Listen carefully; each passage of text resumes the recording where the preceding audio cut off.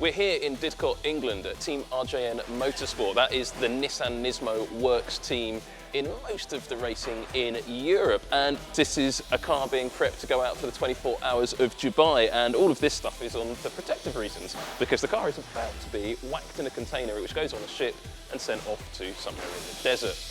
And I'm going to have a look around and see what the boys are doing. And I might grab some of them and ask them what they're doing. But at the moment, the car, as you can see, is just being prepped on some old transport tyres here. You can see these have had quite a life already. A lot of teams do this. They take old tyres and just stick them on the car to roll it around. These tyres are no good for driving on anymore. Little label here, important to see, no fuel. The reason for that is you're not allowed to ship a car on a container ship with fuel in for safety reasons. And as you see, they're still wrapping it up. And I'm gonna find out now why they're doing this. Why are you wrapping the whole car up?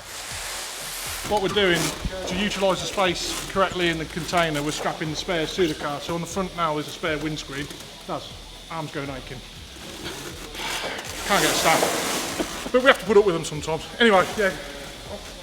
So we put a spare windscreen on the front, got a bonnet on the top of the spare bonnet's on the top of the original one. So that's really why we're strapping it on, just to make it secure. Just utilise the space in the container. Do you find, because this is going on a ship, do you find that there is an issue with salt coming in when you're on the boat, or is that just all locked out within the container? There's moisture can get into the container. We put some moisture traps in the car to try and stop the seats and all the cloth going mouldy. So yeah, you do get moisture in there, but pretty much full of water or moisture out of the air. So it definitely does the job. And you've got to do this all again to ship the car back, which will hopefully be in one piece with some trophies attached. And not in a load of plastic bags. So the car's all being wrapped up to go off to the racetrack. But the first challenge you've got to overcome for that, I guess, is customs. You've got to get out of the country in the first place. How does that work with an expensive race car like that, leaving not just the UK but the European Union? Yeah, we have to do a carnet and document every single thing that's in that container. And getting out's not so bad, because you haven't got to pay duty to get out, then you've got to pay duty to get in. So we'll have to do a carnet itemising everything that's in that container, so when it then returns, we're not bringing goods that we're not supposed to, that hasn't been paid duty on. Now, if you win a trophy, does that have to be declared? Do you have to pay duty on your trophies? Bob normally puts that in his hand luggage. Well, there you go, Bob Neville, possible trophy smuggler. So as you can see, the RJN workshop is a real work environment. This is a big race team, but this is not the normal transport that the car is shipped through. This is just your standard shipping container. But if you look inside, the guys have got it all fitted out through the door. This is actually where the car travels.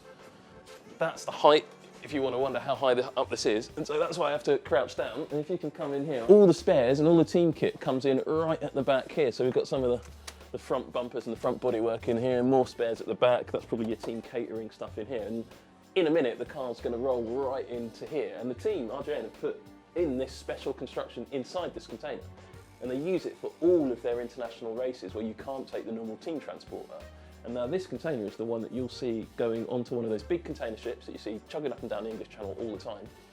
And it takes weeks to get to some of the places. So I think it's 6 weeks this will take to get to Dubai. Upstairs, there's a little ladder, if you can see. And you see here, you've got some of the fluids for the car. It's actually an empty one, I think they use for stuff, because I think they have to buy the fluids on site in Dubai. More spares, more equipment. That's your tyre pressure monitoring system in there. Up there, those bags that say raise on them, or boxes that say raise on them, that's the spare wheels, the alloy wheels. They'll buy their tyres on site at the track from Hankook.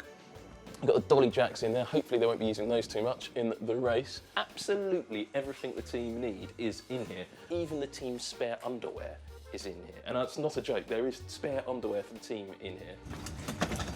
The car is nearly ready to go back into the transporter, and for efficiency's sake and cost saving, you'll see this is how the drivers are actually packaged up. Here we've got Roman, he's the smallest and lightest of the drivers, so he's actually going to go inside the car all the way out to Dubai. Johnny from Mexico will be packaged elsewhere in the container. Have a nice Christmas, guy. So Johnny, you're seeing your race car going into the container for the last time before the next time you'll see this, you'll be in a hot temperature desert. What are your thoughts now? Excited for more than that. proud of everyone working on it. So I can tell that they're working very hard to have it all packaged up in time.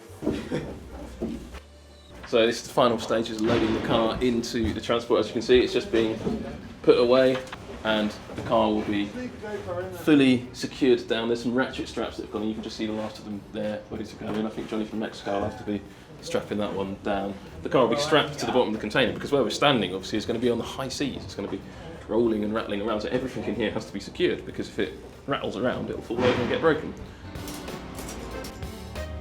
18. Well, just one final look at the stuff in the back of the container. Look how packed that is. There is literally stuff hanging from the rafters, bits of bodywork. There is, believe it or not, still a race car in the back of this as well. And the next time these guys are going to see any of this kit is in 6 weeks' time at the Dubai 24 Hours.